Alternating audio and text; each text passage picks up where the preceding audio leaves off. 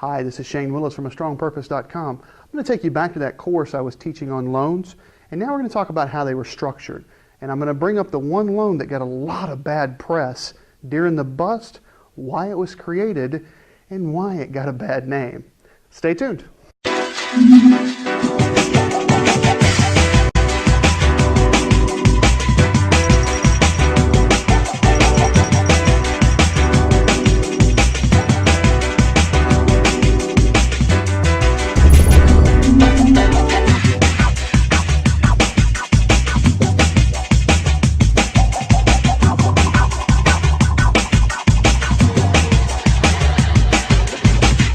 Meaning that they're only going to be for 3, 5, 7 years, then they're going to do that jump. And that jump is what really hurt us. That's where people were just not prepared. Towards the end of the heyday, when things were starting to go down and we could kind of see that the Titanic hit the iceberg and the water was starting to fill up, the lenders started requiring people to qualify off the jump rate, not the teaser rate. Does that make sense? Which is what they should do if they do ARMs. They should qualify off the jump rate. Because this was like a max. This was not unlimited. They did have a max. So if it's at 5%, you probably had a 6% increase lifetime. Meaning we can raise it after that 5 years. We can raise it half a point or a point every year to a maximum of 6% over this 5 or 11% interest rate. So that was another thing that a lot of people did. Now, those were two that were very, very popular. In 2005, there was a loan that came out, either late 2004 or 2005, there was a loan that came out called a Pick-a-Pay, where you pick your payment. This got a lot of bad press after the bust happened. Because obviously now we got to point the finger somewhere. So let's point it here, right? All right, so the Pick-a-Pay loan. How did the Pick-a-Pay loan work?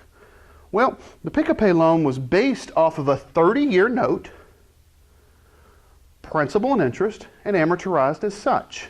It had a balloon, so you had to pay it off, usually within about 10 years. In other words, you're going to have to refinance after that. But every month, you got to choose your payment. You got to choose your payment. You had one of 3 choices. 1, make your regular principal and interest payment. This is your regular payment.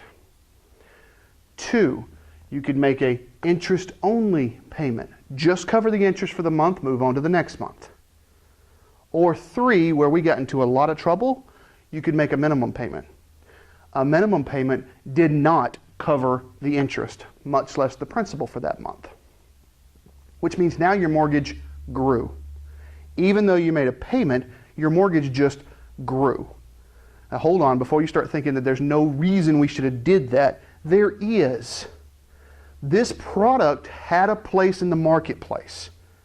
And I want you guys to see that because I want you to see most products that come out when they're initially conceived are conceived with a good purpose. This one had a good purpose at first. Let's think about it. Someone has the right every month to make a principal and interest payment, an interest-only payment, or a minimum payment. And there was actually a 4th option. It was to make the principal and interest payment and apply additional principal payments. Now, who in the world could that be built for? How about a business owner whose business is seasonal? How about a Christmas tree grower? That's pretty seasonal, wouldn't you think? How about an orchard? I can think of all kinds of seasonal businesses. How about a florist? A florist has a downtime, usually at the end of June till about September, October. September, some weddings start to pick up again. June are real big wedding months. October starts to creep into the holidays again. You go through the holidays, and then the 1st all the way up to June, you're running through Valentine's Day and Mother's Day.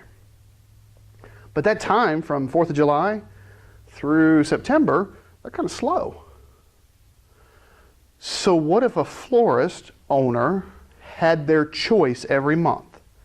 That during that July, August, September time frame, they could make the minimum payment. The minimum. just so that they're not in trouble with the bank. Then during the October, November, when they're starting to gear up for their major times, they make either an interest only or a principal and interest payment because they're starting to make a little more revenue now. Then you kick into Christmas, Valentine's Day, Mother's Day. Not only do you make a principal and interest, but you make the extra principal payment. It takes discipline, but that's what the product was designed for. It was designed for your self-employed who are seasonal. How was it sold? To your police officer who got the same paycheck every month. To the teacher that got the same paycheck every month.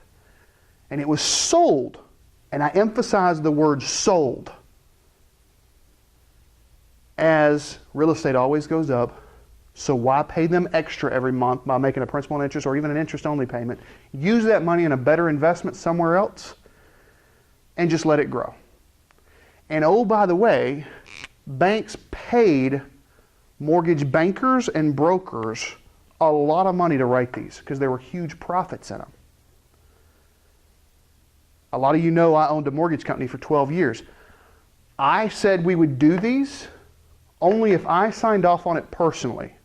Now, I had 122 loan officers. We were doing millions a month. I had to sign off on all of these, and out of all the ones we did, all the loans we did, we probably did 9 of these. And I had to sign off on them personally. I was not in it for the quick buck. I was in it to do things right.